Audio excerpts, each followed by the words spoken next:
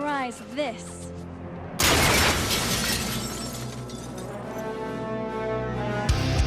In a world overflowing with movies, we need a hero. Someone to separate the bad from the good. Sounds like a job. Verbal diorama.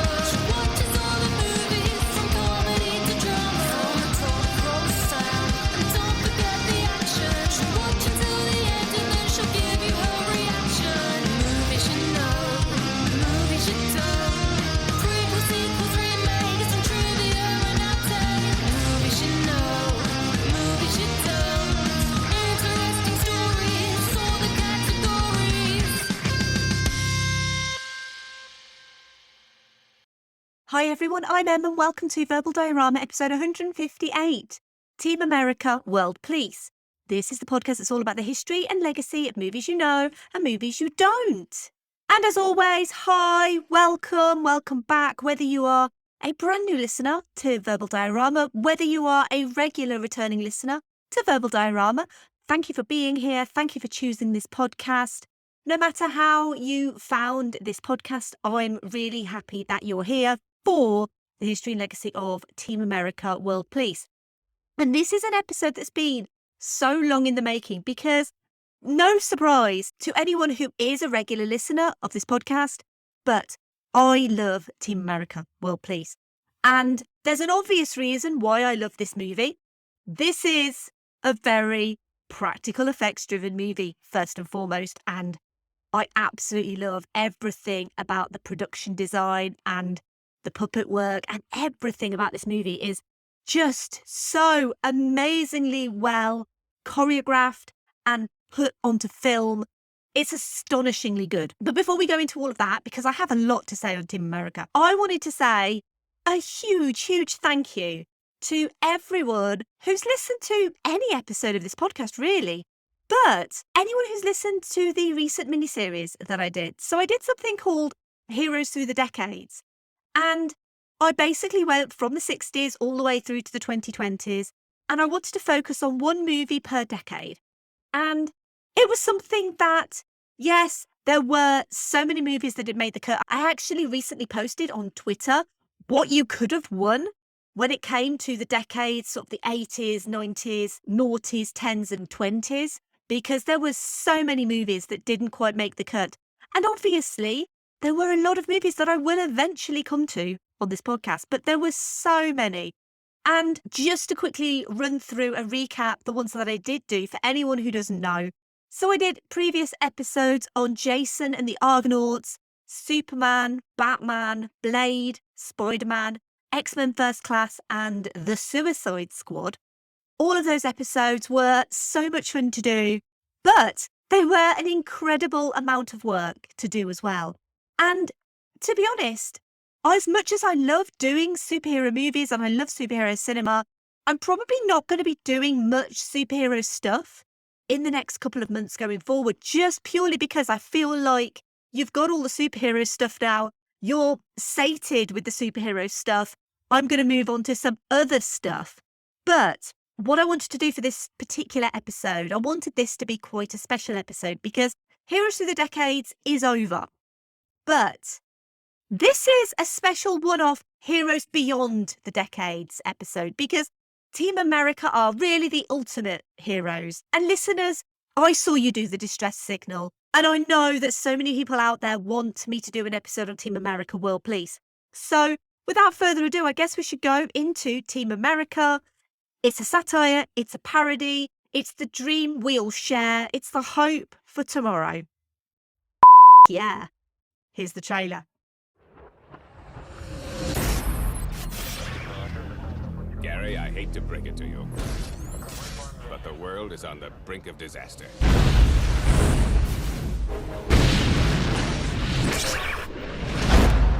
World crime is at an all-time high. And the only thing standing between order and chaos is us.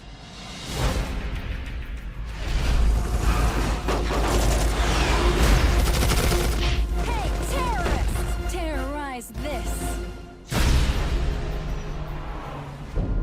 And just what does this have to do with me? Last week in Paris, we caught 4 terrorists with a weapon of mass destruction. We have to find out who sold it to them. Our only hope is to have somebody act like a terrorist. We need an actor. And they say you're the best. I've got 5 terrorists going southeast on Bakalakadaka Street. Soon every country will be in complete chaos. To save the world from falling apart. And so you see, the new world is inevitable. It's what? Inevitable. One more time? Inevitable! Things are inevitably going to change. One team must pull together. All right, let's move. It's too soon to be having feelings for you. Maybe. Feelings are feelings because we can't control them. And turn the Earth's darkest moment 3 more cities have fallen. I'm not gonna let it end like this. into mankind's finest hour. There's too many of them. This isn't about sex, Gerry. It's about trust.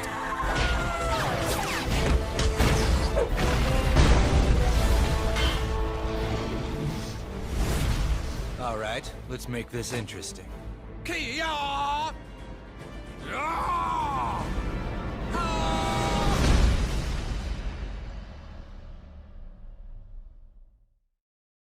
Terrorists are coming together with WMDs to terrorise the world, and the only people who can help are Team America. After one of their members, Carson, is murdered by terrorists, the team need a replacement. But not just anyone. They need an actor. Someone who can infiltrate the terrorists and find where the WMDs are hidden. All-American Gary Johnston is that actor, and he will do anything for freedom. When the terrorist leader is exposed as North Korean dictator Kim Jong-il, the team must face his celebrity followers, including Gary's hero, Alec Baldwin. Let's quickly run through the cast. To be honest, there's not really much of a cast in this movie because, as we're going to find out, Trey Parker and Matt Stone did the majority of the heavy lifting here, and also the majority of the heavy lifting elsewhere in the movie as well. Seriously, I don't know how these guys did this, but they did, and it's amazing. So, Trey Parker stars as Gary Johnston, Joe Smith, Carson, Kim Jong-il, Hans Blix, Matt Damon, Tim Robbins, Sean Penn, Michael Moore, Helen Hunt, Peter Jennings, Susan Sarandon, Drunken Bar, Liv Tyler and Janine Garofalo. Matt Stone as Chris Roth, George Clooney, Danny Glover, Ethan Hawke and Martin Sheen. Kristin Miller as Lisa Jones. Masasa Moyo as Sarah Wong. Darren Norris as Spotswood, Phil Hendry as Intelligence, and Maurice LaMarche as Alec Baldwin. Team America World Police was written by Trey Parker, Matt Stone, and Pam Brady, and was directed by Trey Parker. So I know you're all wondering, how did Team America World Police come to be? Well, to start the story, we need to go back to 1960 and a man called Gerry Anderson. Now, Gerry Anderson is TV royalty here in the UK. Many of us millennials and older gens were raised on his TV shows. And it was in 1960 that Anderson coined the term super marionation, a portmanteau of the words super, marionette and animation, nothing to do with the nation of a famous Italian plumber who happens to be super, because if you look at the word, it does actually look a little bit like Super Mario Nation. But it's not, it's Super Marionation. Super Marionation was the term for electronic marionettes with a movable lower lip, which could be synced in time to recorded dialogue. The lip moved due to a solenoid located in either the head or chest of the puppet. Gerry Anderson and his cinematographer friend Arthur Provis founded AP Films in 1956, following the liquidation of their previous employer Pentagon Films. Super Marionation was created by Anderson to increase the respectability of puppetry and marionettes, and to distinguish their film and TV work from the traditional puppet theatre. To have a product filmed in Super Marionation made it stand out, much like something filmed in Technicolor. After making Noddy-themed TV ads for Kellogg's cereal, Anderson and Provis were hired by author Roberta Lee to make a puppet TV series of her script, The Adventures of Twizzle, using basic marionettes with papier-mâché heads. Working on a children's puppet TV show kind of embarrassed them, and so they treated the experience like they would a live-action series, with focus on good lighting and dynamic shooting, in the hope that other investors would be impressed and they could move on to more lucrative work.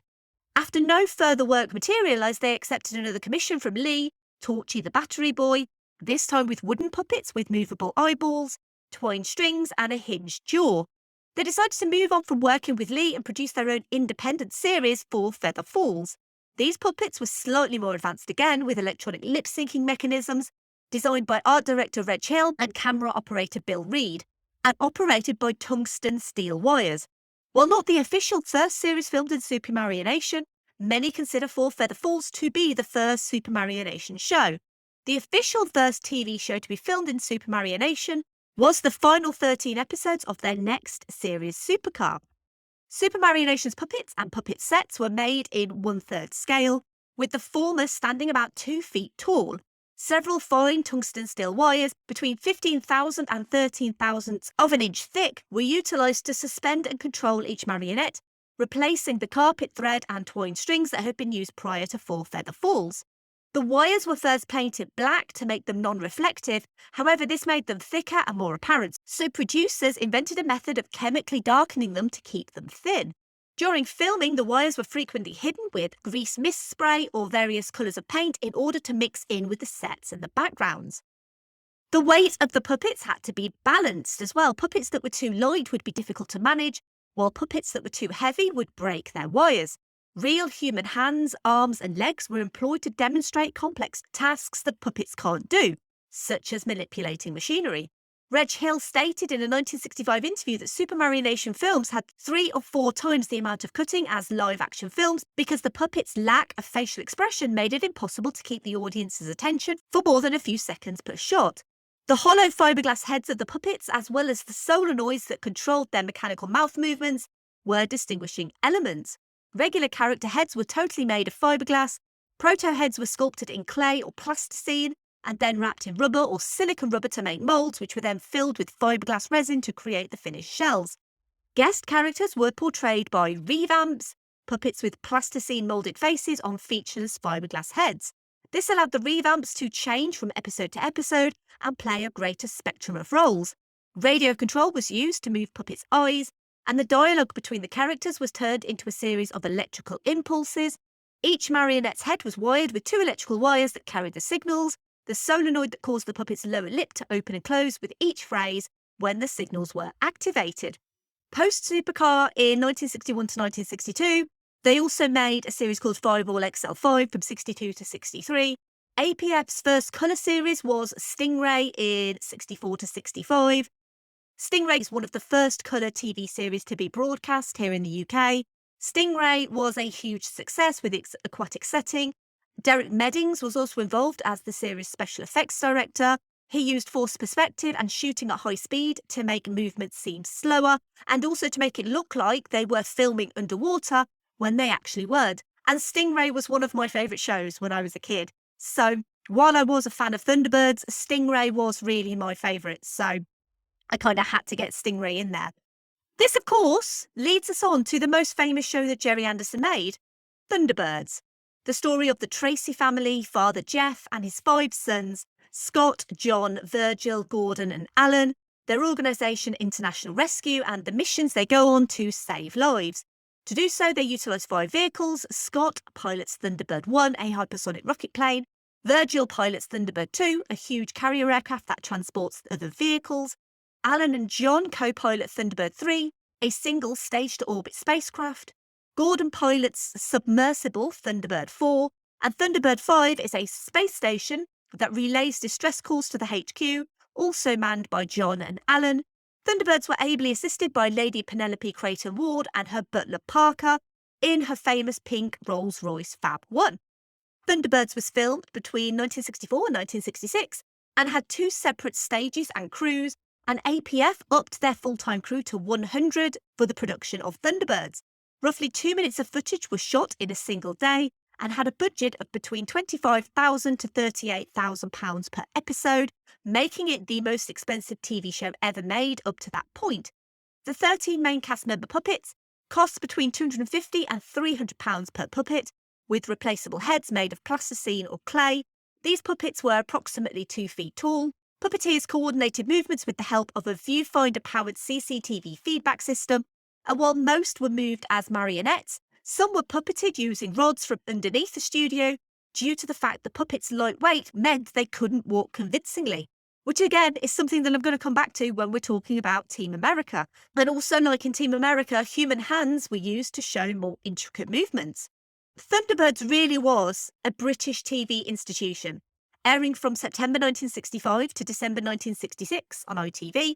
With 2 seasons, there were also feature film sequels called Thunderbirds Are Go and Thunderbirds 6. They were released in 1966 and 1968 respectively.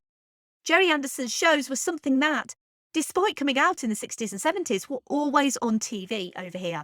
Famously, Blue Peter, a magazine show for kids, made a Tracy Island, the most coveted toy of 1992, out of papier-mâché, tin foil, newspapers and an empty washing up liquid bottle.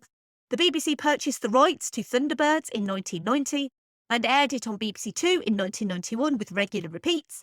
Plans for a live-action film adaptation were first announced in 1993, but ultimately never materialised.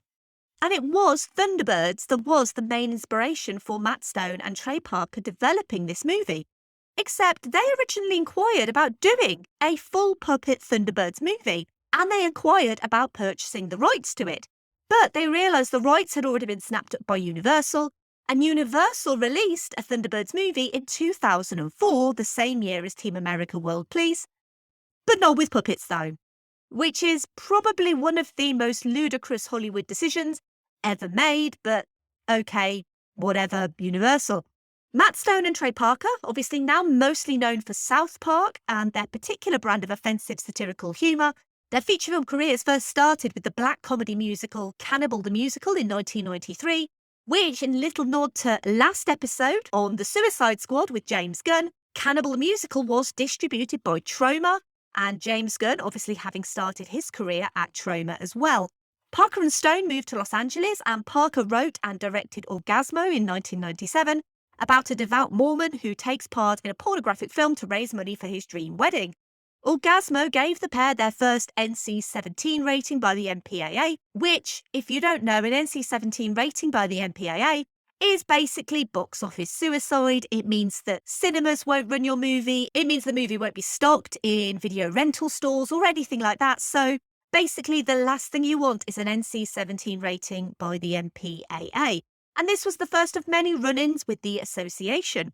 Meanwhile, in Denver, Colorado, the finishing touches were being put to a pilot of a little TV show called South Park, made for the fledgling Comedy Central channel.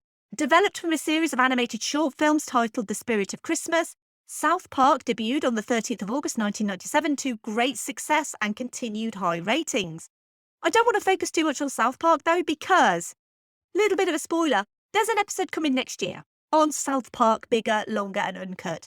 And that will go into the very complex history of South Park and everything that movie had to go through. But ultimately, just a quick note on South Park, Bigger, Longer and Uncut, that movie also included an encounter with the MPAA and another NC-17 rating.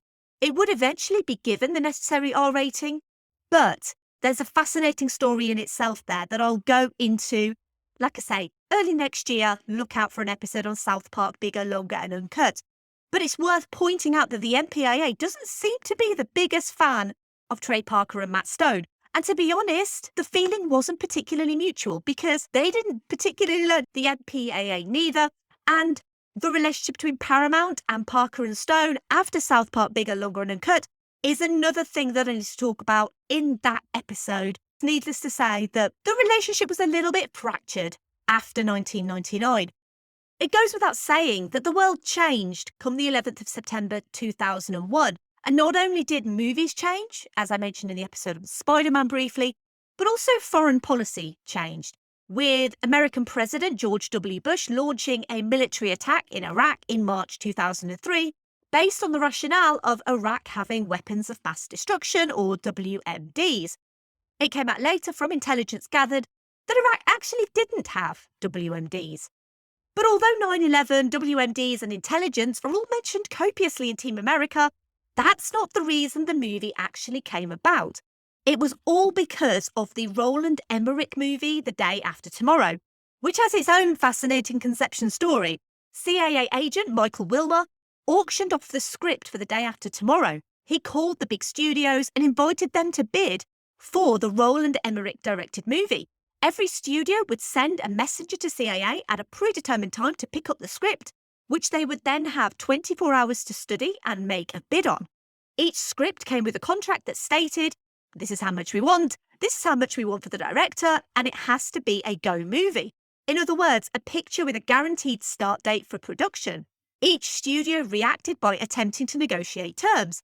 Fox was the sole exception and agreed to all demands immediately, so they made the movie. Because Fox had been so keen to make this movie on literally one line of a plot and a script which Parker and Stone actually found quite hilarious, they realised this script was the greatest puppet movie ever written.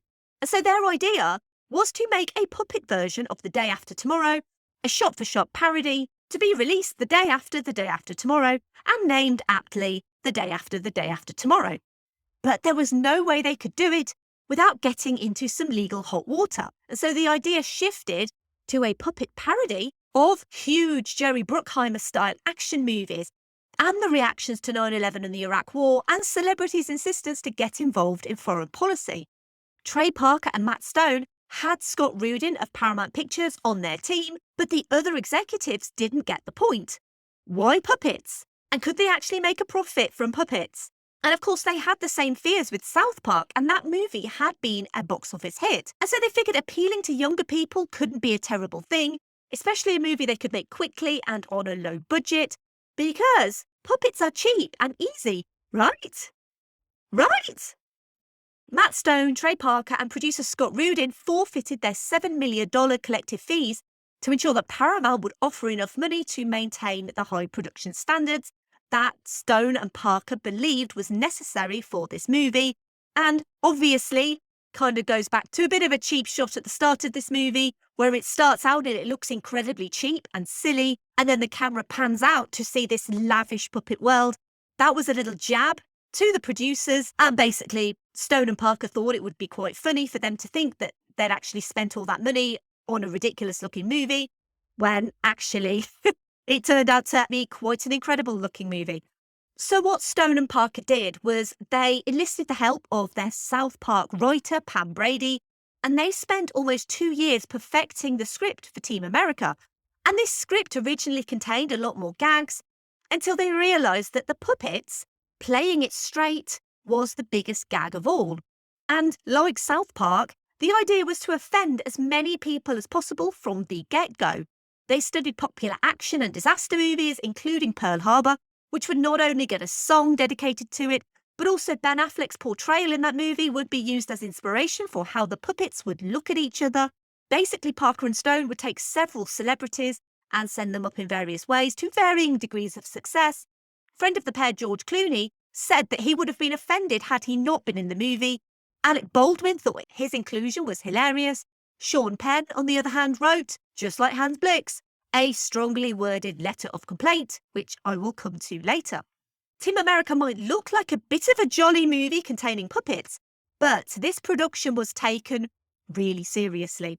So seriously, in fact, that they hired some of the best in the industry to work on Team America, including Oscar-winning visual effects artist Joe Viscasil, who worked on Independence Day and Terminator 2 Judgment Day, cinematographer Bill Pope, who worked on Spider-Man 2 and the Matrix trilogy, and costume designer Karen Patch, who'd previously worked on the Royal Tenenbaums and School of Rock, to coordinate the creation of over 1,000 miniature costumes. But the most important had to be the creation of the puppets, and that was down to Stephen, Charles, and Edward Chiodo, aka the Chiodo brothers. Now, if you don't know who the Chiodo brothers are, you probably will, because they are probably most well known for their cult classic horror hit, Killer Clowns from Outer Space, which, in a remarkable turn of events, I have actually seen despite not liking horror and not liking horrible clowns, but I have seen that movie. It was a long time ago, and I probably shan't ever go back to it because it's quite scary. The Chiodo brothers wrote, produced, and directed Killer Clowns from Outer Space. They're also renowned special effects artists. They specialise in clay modelling, creature creation, stop motion, and animatronics. The brothers were responsible for the creation of 300 puppets, starting with the character of Spotswood. Every puppet was built from the ground up, and the Chiodo brothers actually used a similar technique to Gerry Anderson, making the hollowed out skulls first so all the little motors would fit inside. The bodies of the puppets were sculpted based on the original Thunderbirds puppets. The glass eyes were all handmade. Any rejected eyes were used for background puppets because only perfect eyes were used for lead characters. The puppets' mouths opened and closed, their lips articulated, their eyes moved from left to right, their brows moved up and down, and their smiles and frowns were all controlled by a wireless system. They'd use pre-recorded dialogue and play it back with puppeteers on stage using joysticks to execute the remainder of the face motion. The Chiodos designed 95 articulated heads, 80 bodies, and oversaw the 300 characters in the film, many of whom were destroyed either in miniature explosions or became flooded when the miniature Panama Canal was blown up by the terrorists. These puppets would then be dried out and redressed for other background scenes. Over 60 team members created the 300 different characters that were used during the project. However, only 95 hero mechanical skulls were built, so when a character was finished, Charles Chiodo's cosmetics section would remove the rubber face and replace it with a whole different face, kind of like thalmorification, really, but also like small prosthetics to create new characters by adding facial hair and changing hairstyles. Puppets were repaired and prepared for the next day's shooting by a night crew of 6. But there's no point having puppets without puppeteers, and they auditioned the best puppeteers in the world. They hired 15 full-time puppeteers, as well as bringing in part-time puppeteers for big scenes like Panama and the Peace Conference. On one day, they had 47 puppeteers all working together on the same scene, and they found that the strongest performers were actually hobbyist puppeteers, the guys and girls who go out and do birthday parties or busking, because they were so skilled at their craft. Cinematographer Bill Pope intended to shoot the picture with anamorphic lenses to get the iconic action film aesthetic, but he was unable to do so due to a lack of anamorphic lenses that could focus close enough to the puppets. And when we're talking about production design, set design, there's nothing as incredible as looking in the background of Team America, because they used a lot of repurposed stuff in this movie, such as coins they used to make belt buckles, garden hose bubblers are used to make water towers, lamps are made out of cheese graters. The background foliage in Panama is actually cannabis plants, and shredded dollar bills are used to make palm trees. The sleek minimalist headquarters of Team America has a bar stocked with airline-sized micro booze bottles. Several of North Korea's smaller structures are made up of Chinese food takeout boxes and those little paper umbrellas that you get in like cocktails and stuff. Obviously, not everything is made out of commonplace objects.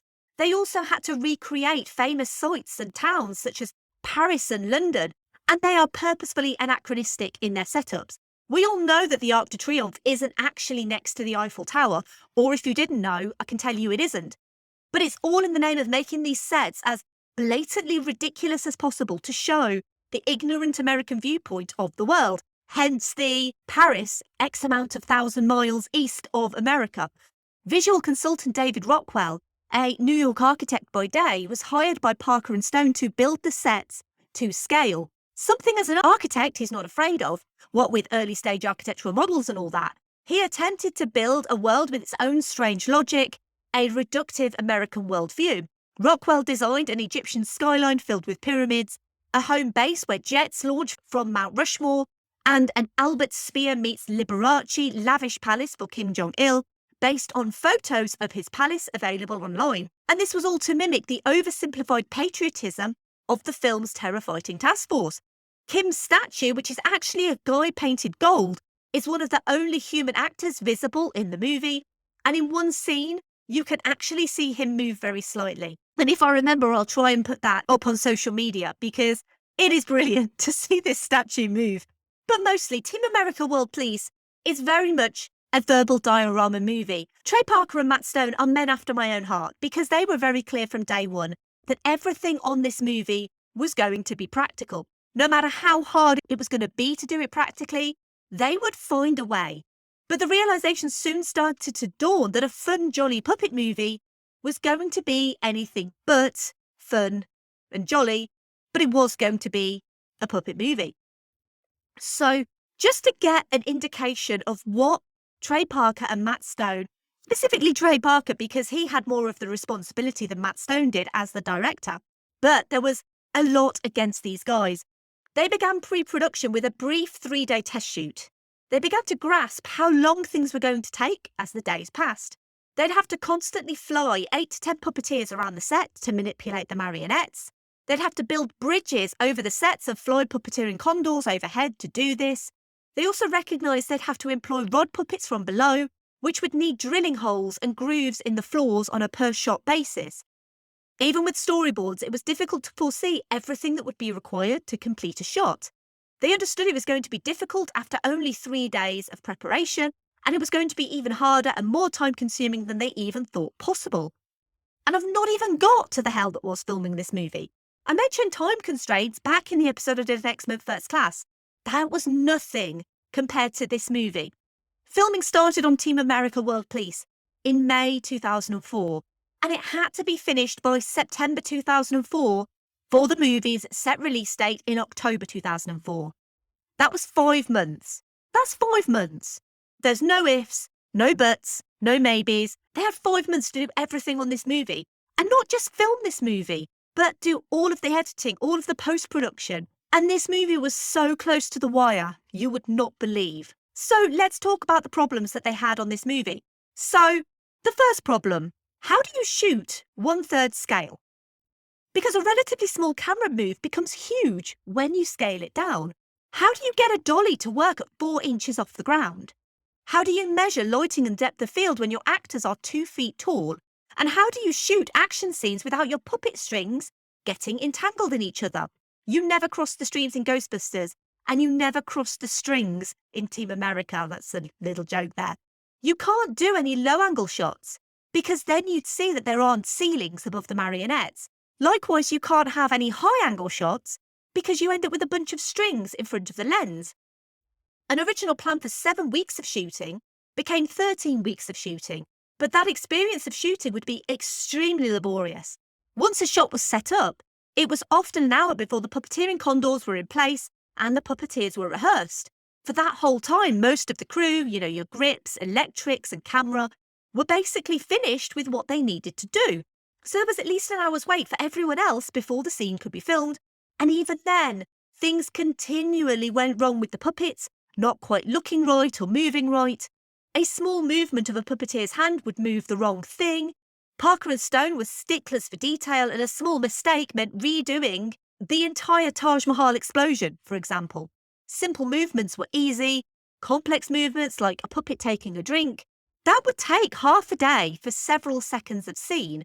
And then there was other movements, other ways of moving these characters. They built gigantic moving sky backdrops for moments where the protagonists are driving or flying to give the impression that the cars and the planes are genuinely moving.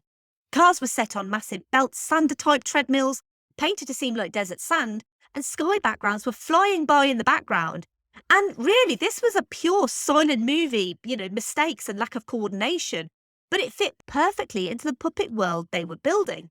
Every explosion in this movie is real. Every stunt in this movie is real.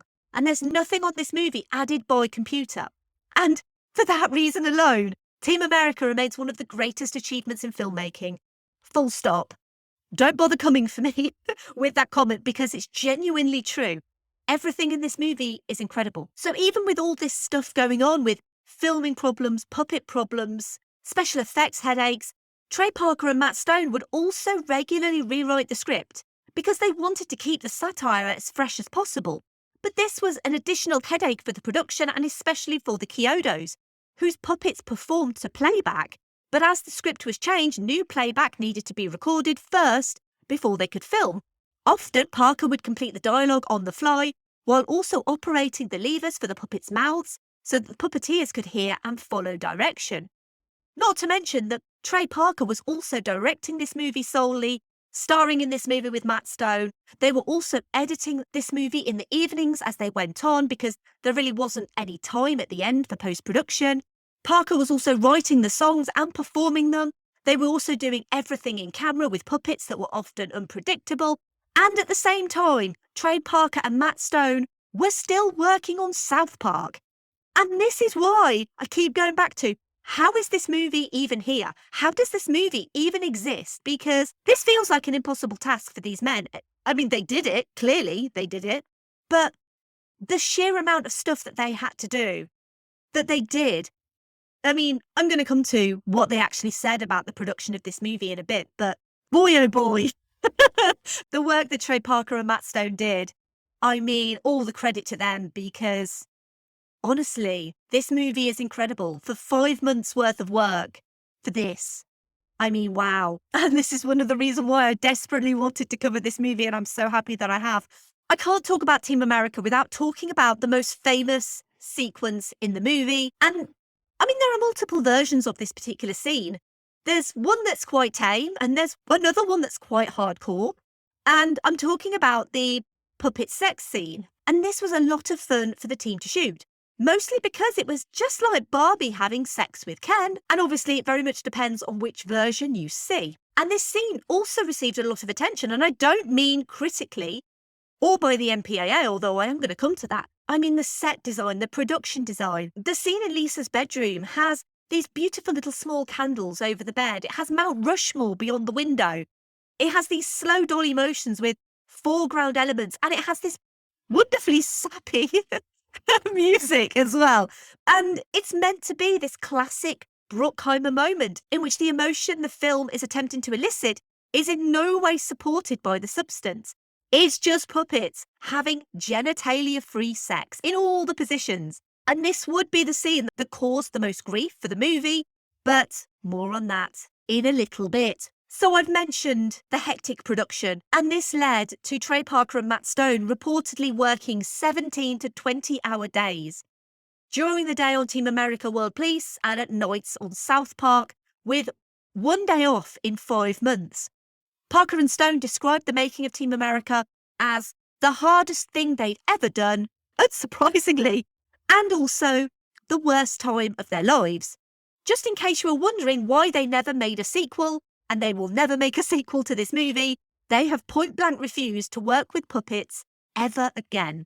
And so I said I'd come back to the MPAA. Well, when it came to submitting the movie to the Motion Picture Association of America for rating, they knew that they'd have a bit of banter and a bit of back and forth with the MPAA, because after all, Trey Parker and Matt Stone and the MPAA, they have history. They weren't, however, expecting a hard NC-17 rating. The 1.5-minute sex scene between Gerry and Lisa in the original edit was reduced to 50 seconds. The original scene also had the two puppets doing extreme things to one another, including, well, activities you usually reserve for the toilets, I guess is the best way to describe it. And this whole scene was inspired by what kids do with Barbie and Ken dolls. And I'm sorry, if you haven't simulated sex between Barbie and Ken, have you actually ever lived? The MPAA was given at least 9 modifications of the puppet love scene in both length, excuse the pun, and cutting certain positions before they accepted that it had been toned down sufficiently to qualify for an R rating. Funnily enough, the strong violence and literally having puppet heads blown off were really fine with the MPAA. Puppet sex bad, puppet graphic violence, cool. So before I go into all of the additional information about this movie, I want to go into the obligatory Keanu reference of this episode. So if you don't know, I mean, clearly you don't know why I'm laughing. If you don't know, this is a part of the podcast where I try to link the movie that I'm featuring with Keanu Reeves. And how am I going to link Keanu to a movie that has puppet sex? No, I'm not going to link it with the puppet sex. And really the easiest way that I could link this movie was just to say that, you know, this movie shares a director of photography with The Matrix. So yeah, it's boring. I'm so sorry. It's a really boring one. I wish that I could say that my puppet Keanu doll has had sex with a puppet doll.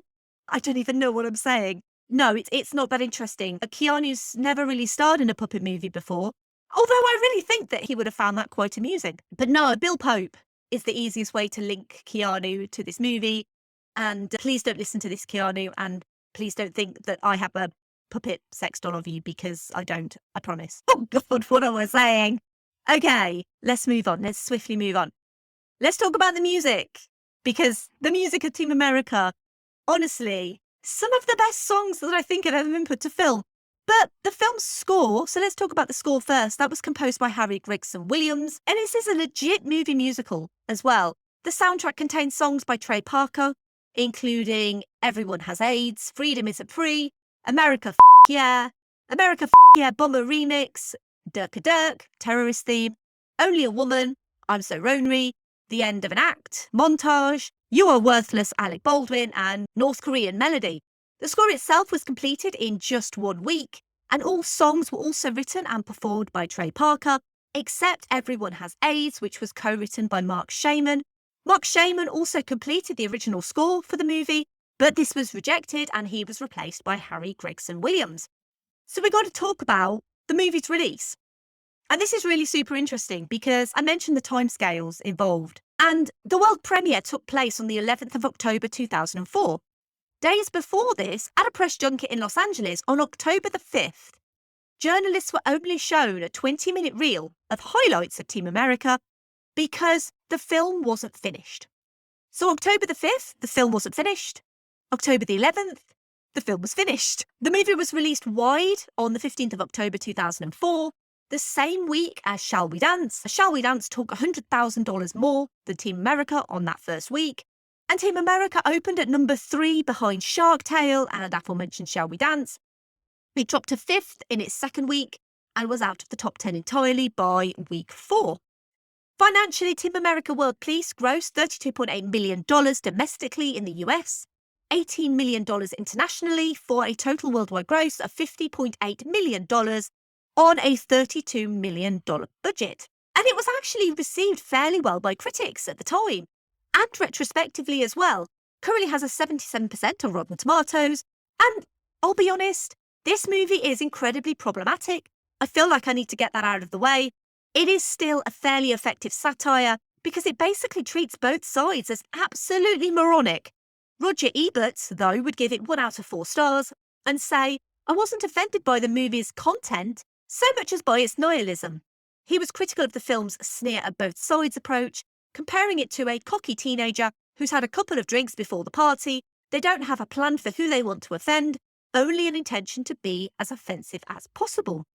US President at the time, George W. Bush, didn't comment publicly about Team America World Police, and Stone and Parker have always said they didn't see the point of parodying Bush because so many people already did. But the White House did issue statements condemning the film, which Stone and Parker ultimately saw as brilliant publicity, but not quite as brilliant as Sean Penn's open letter, dated the 6th of October 2004, which says, and I quote, to Trey Parker and Matt Stone, I remember a cordial hello when you guys were beginning to be famous guys around Hollywood at some party.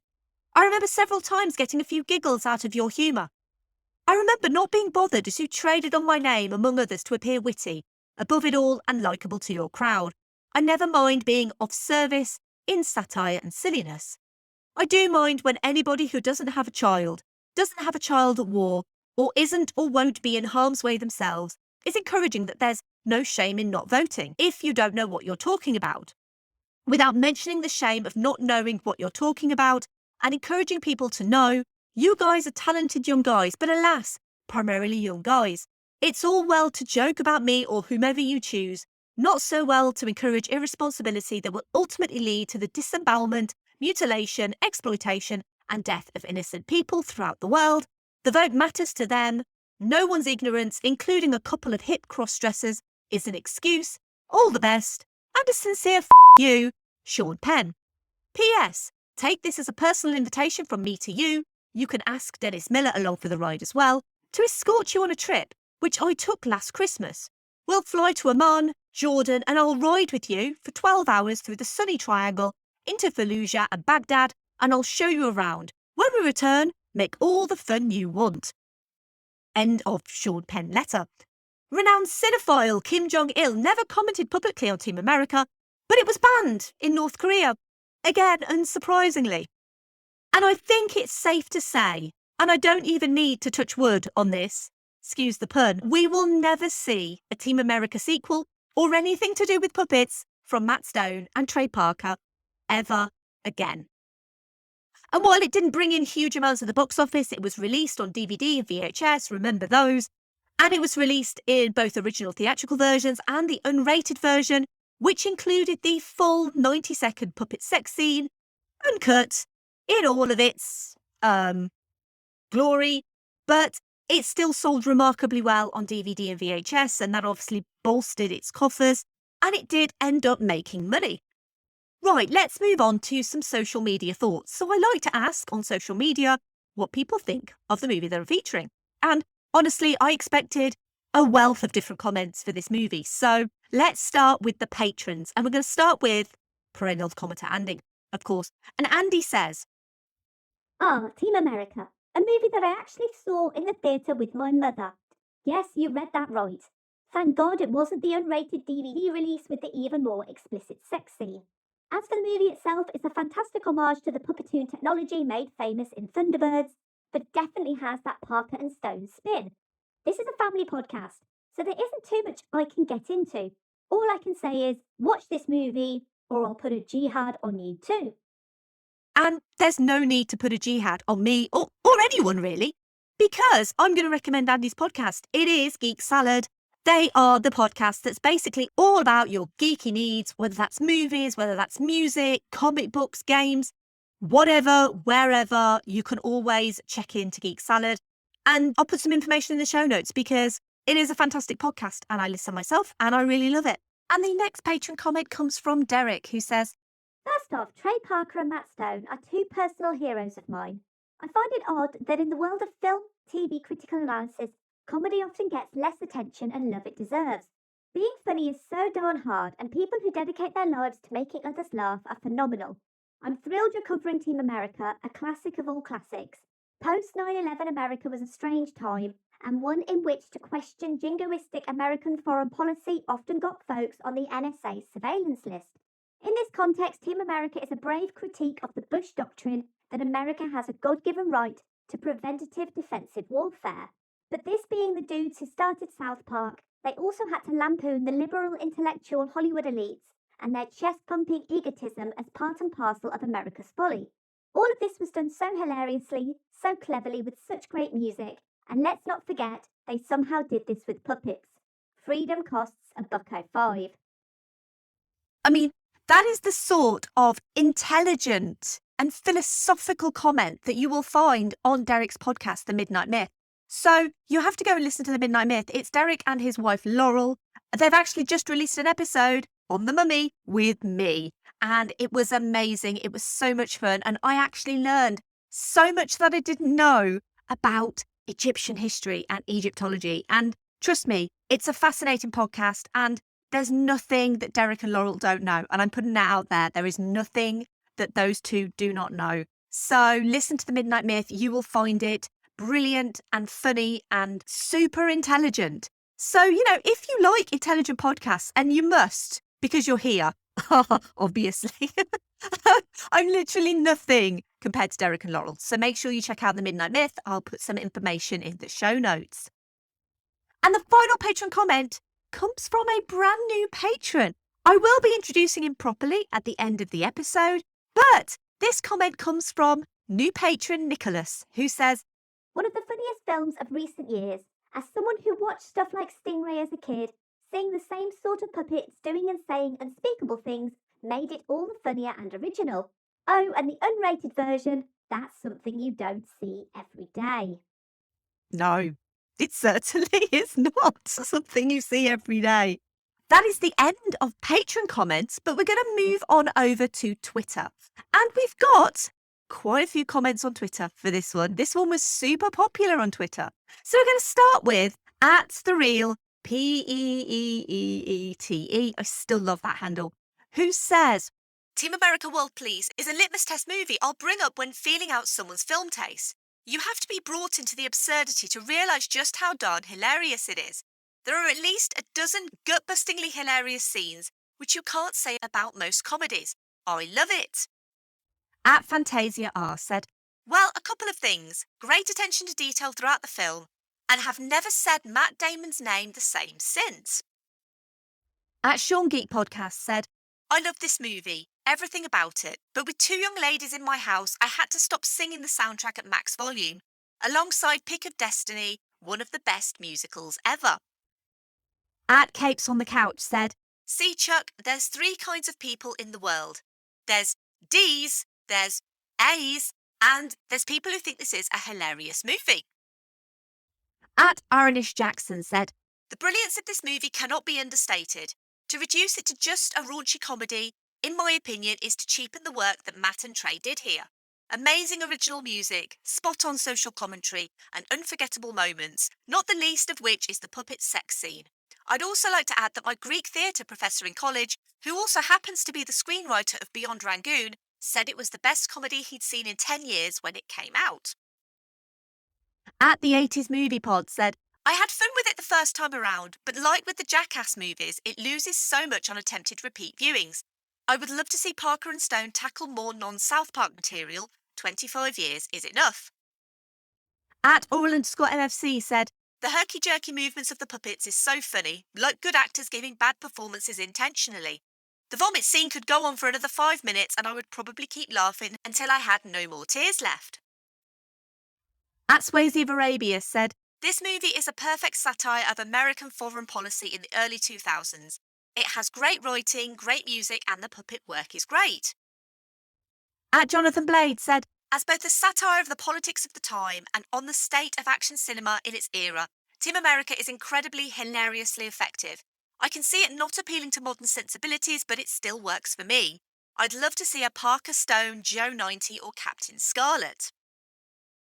At EILF Movies said, 5 stars, quote it every single day. Must watch for anyone who enjoys action movies and has a sense of humour." At Podcast WTCC said, "This movie is hilarious. It's a pretty good spoof on action movies. My favourite part is when he knocks down the Eiffel Tower and just says, 'Damn, I missed.'" At Piecing Pod said, "The house cats as big scary tigers is the most underrated scene." And I was wondering when we'd get a comment like this, but at Needed Roads came in and saved us all with a simple Matt Damon. Thank you very much, gentlemen. At Pedestrian said, "Its best aspects still make me laugh and it's generally great satire." At Laughmatician said, "One of, if not the best satirical take on American culture and Jerry Bruckheimer films. Many points made in the film are still relevant today and the original songs are incredible. Also, the puppeteering is masterclass." And at Nobody Asked For Pod said, "Every time I watch Team America, I point out the real person hidden as a statue. People have now stopped watching Team America with me." Moving over to Instagram, just the one comment on Instagram from at SP_filmviewers who said, "It's the dream that we all share. It's the hope for tomorrow." And just added a little F yeah on the end. There are no comments on Facebook, which is a little bit disappointing because Facebook had really been picking up in recent weeks. Obviously, I have had to censor some of the comments for language because, unfortunately, this is a family-friendly podcast. And all of the little swears in this episode that have been available for patrons will not be available in the finished episode. So I have had to remove some little swears, but thank you so much to everyone for your comments. Team America has just been so wildly popular for people who follow me on the social medias, especially on Twitter. And I'm so grateful for all of your comments on Team America because this is a super fun movie. And it feels like so many people have forgotten about how brilliantly executed this movie is. But, that's why Verbal Diorama is here, to actually talk about incredible movies like this. And I can't do that without the wonderful people on social media who give their comments. So thank you so much to everyone on Patreon, on Twitter, Instagram, and Facebook for your comments on Team America World Police. Here's the thing. This movie lives and dies on it being a marionette movie. What do I mean by that? Well, people dismiss it because it's just a silly puppet movie. And so, like the MPAA, they dismiss the content as well. Puppets violently murdering each other is acceptable. And the politically incorrect humour also works more due to the fact it's puppets saying it, not that it makes it less offensive, because this movie is quite offensive. But it cleverly bypasses a lot of the traditional ire because not only is it a puppet movie, it shows both sides, the terrorists and Kim Jong-il, as well as the celebrities who endorse him in the name of peace, and the jingoistic Team America to both be as dumb and ridiculous as each other, satirising the shoot now, think later mentality of action movies and literally blowing up everything in sight. It's the literal absurdity of both sides that make this movie still work because, let's be honest, the world is even more divided now than it was in 2004. It feels like post 9/11, post the 90s action boom, post the new millennium, that Team America came out at exactly the right time. 10 years later, The Interview would have Sony hacked and threats to attack the New York premiere of the movie, as well as any cinema showing it. The Los Angeles premiere had already gone ahead without incident, but Sony still pulled advertising, and Seth Rogen and James Franco pulled out of appearances to promote it. It goes without saying that I think Team America involving puppets probably helped it to not seriously offend anyone, so it didn't quite get the backlash that The Interview got, but it still managed to offend as many people as possible. And that is basically a Matt Stone, Trey Parker trademark at this point. I love this movie. I love this movie less for the satire, although it is still a very funny satire, but mostly because I love puppets, I love marionettes, and I love that everything in this movie is practical. This is the sort of movie that if you read into how they made it, you'll actually wonder if it truly exists. Or is this a glitch in the Matrix? Because all of the production issues and time constraints literally don't exist on screen. It's just such a perfect mix of this intricate puppet work, brilliant miniature sets with so much detail, plus this glorious mix of ridiculous humour, toilet humour, and parody and satire. Everything 90s action movie is lampooned, from the reluctant hero, to the sultry sex goddess, to the aggressive teen rival, to the love triangle, or is it a quadrangle? I don't know. The manipulative leader, the supercomputer deus ex machina, and the fact that everyone who's a person of colour in the movie must be a terrorist. Although saying that, I do recall seeing some people of colour in the background in Panama, so maybe that's not quite true. But either way, celebrities can always be relied on to become political correspondents when something happens in the world. And then there's the musical tracks, and they're so pitch perfect to the parody, and they're also absolute bangers in their own right.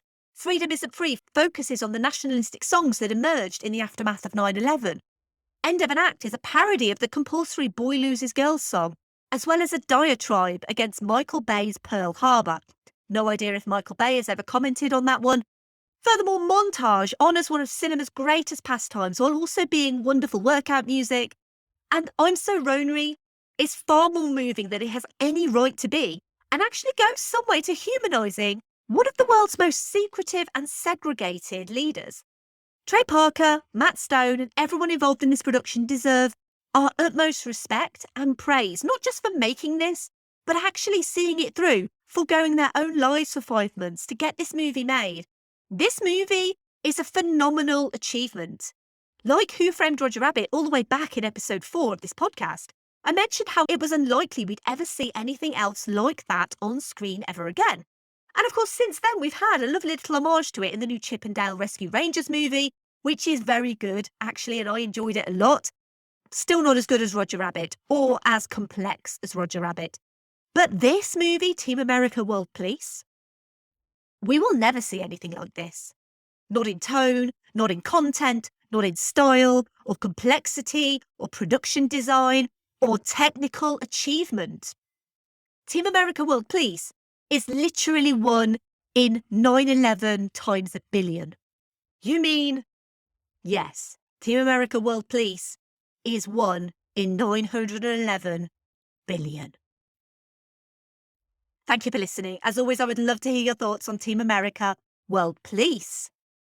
And not only would I love to hear your thoughts on Team America, I want you to get involved in this podcast, because that's the way this podcast can grow and reach more people. So the ways that you can get involved is, you've heard people give comments on this movie. It's really easy to leave a comment. So go on social media, on Twitter, Instagram and Facebook. Go to me, I am at Verbal Diorama. Find the thoughts posts that go up. They normally go up on a Saturday.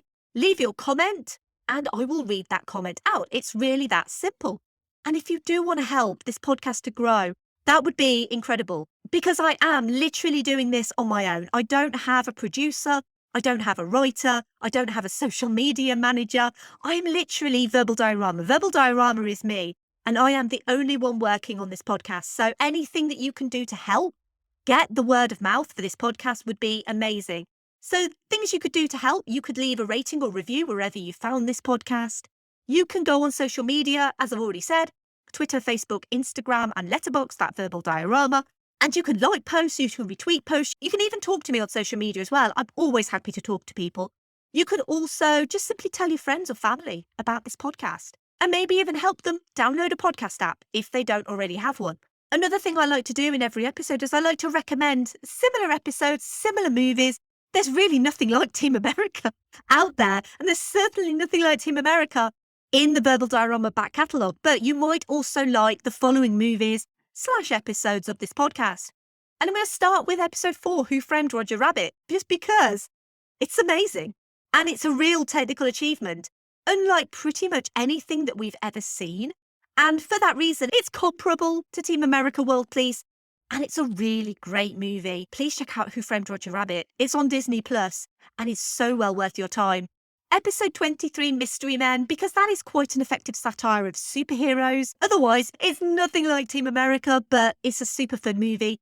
And really the only movie I could think of which kind of had the same level of humour was probably Deadpool. So, episode 102 on Deadpool.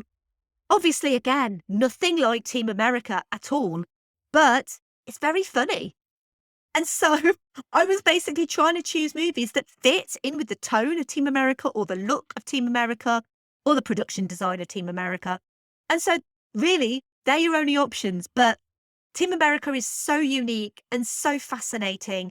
It really does kind of stand on its own in cinema history. And I think that's another reason why I love this movie so much. Of course, give me feedback. Let me know what you think of my recommendations. So the next episode. So I need to tell you that the next episode is going to be in 2 weeks' time. Now, this was not planned. I did plan to do an episode next week. However, I've been working really hard recently. I've been working exceptionally hard on the podcast, and I've been doing a lot of late nights, a lot of weekends.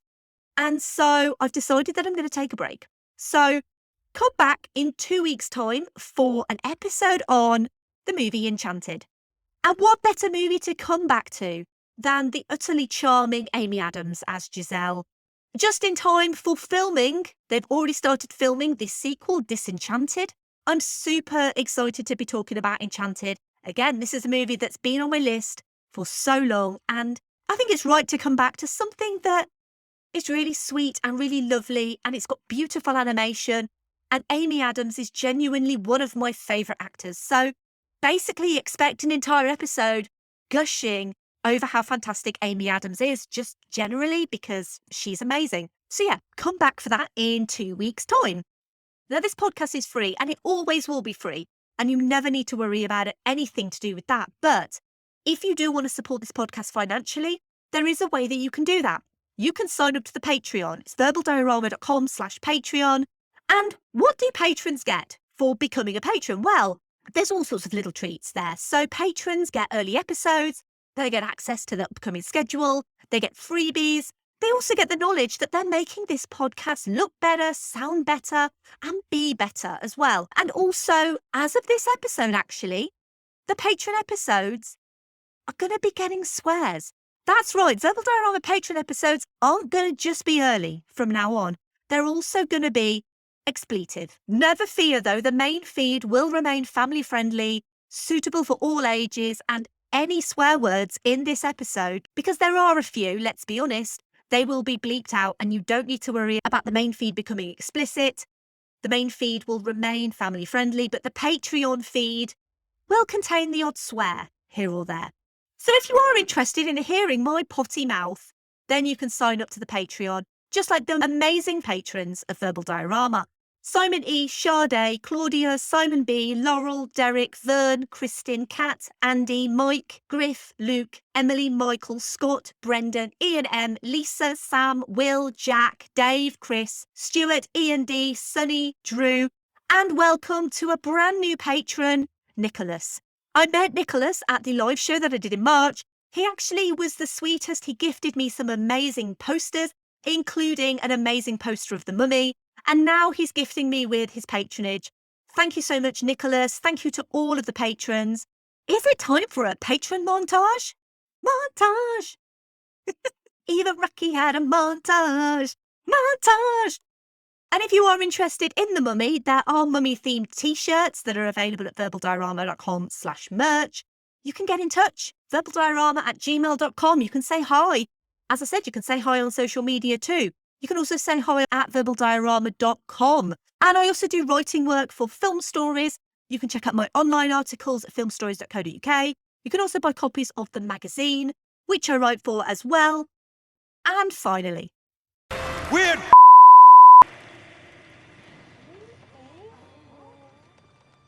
We're reckless, arrogant, stupid.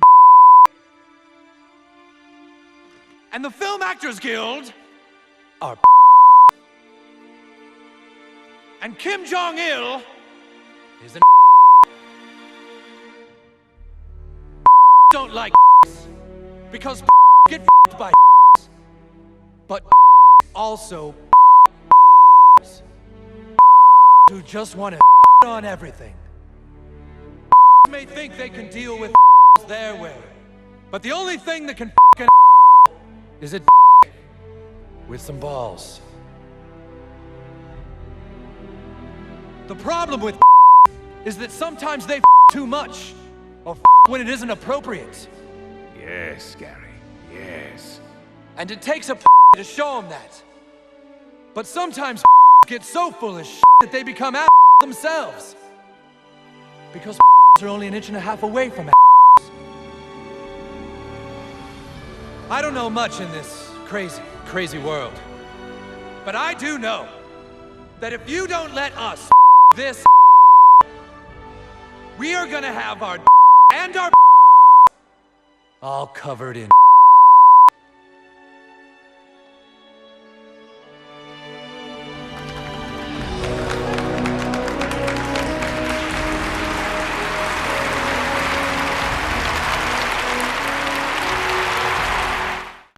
okay, time to get the bleepers out, guys.